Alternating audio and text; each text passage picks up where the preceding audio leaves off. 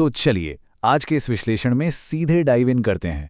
आज हम एक ऐसी रोंगटे खड़े कर देने वाली डॉक्यूमेंट्री ब्रेकडाउन कर रहे हैं जो 1993 की एक इन्फिल्ट्रेशन के बारे में है।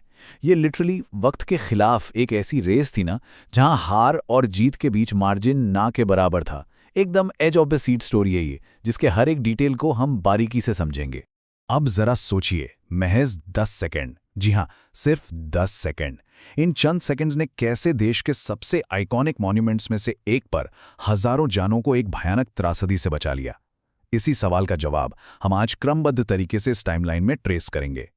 तो आते हैं पहले हिस्से पर, the suspicious train passenger, a tense journey across the border. कहानी शुरू होती है 0 आवर्स से, जब एक 22 साल का इन्फिल्ट्रेटर जिसका नाम फैजान था, एक भारी काले बैग के साथ ट्रेन में चढ़ता है। सफर एकदम टेंस था।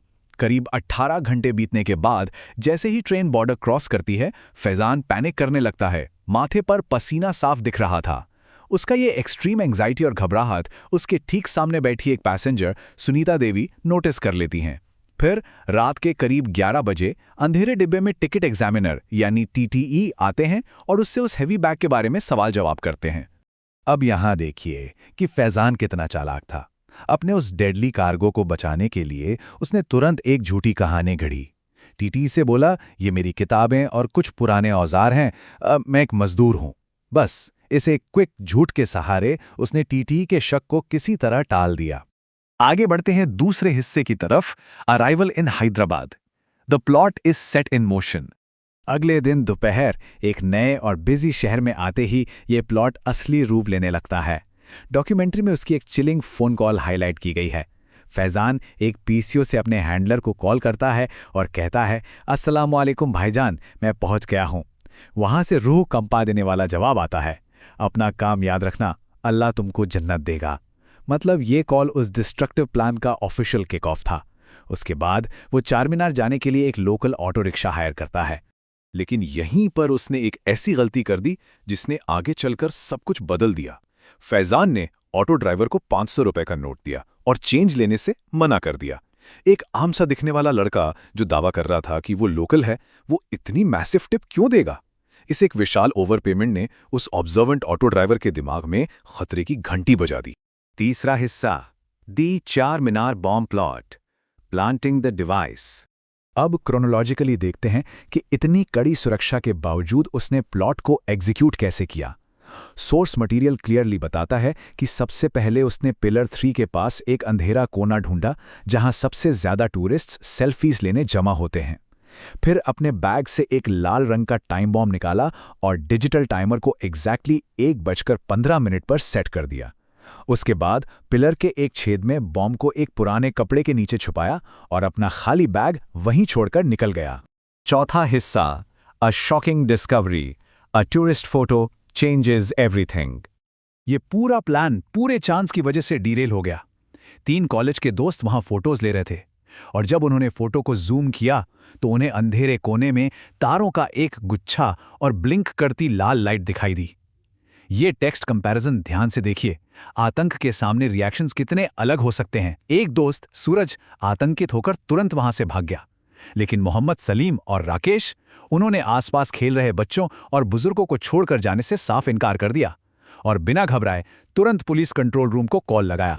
Section 5, the ticking clock, the race against time.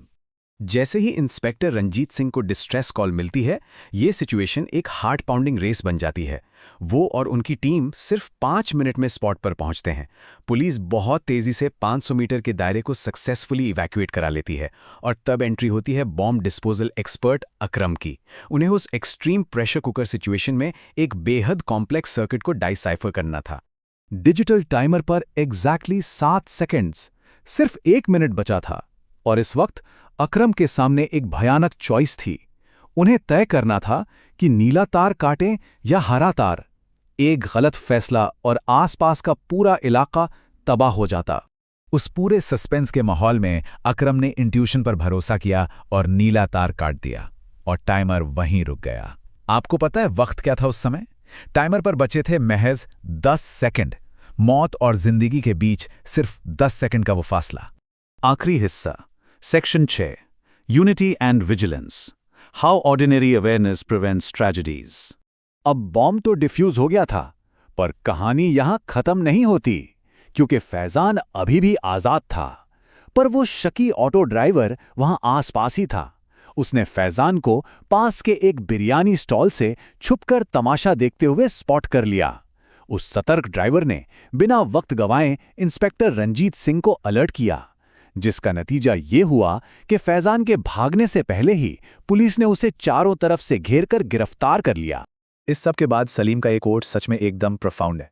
जब उनकी तारीफ की गई तो उन्होंने कहा, अपने घर को बचाना कोई बहादुरी नहीं, ये हमारा फर्ज है। ये इस पूरी डॉक्यूमेंट्री का सबसे बड़ा टेक अवे है।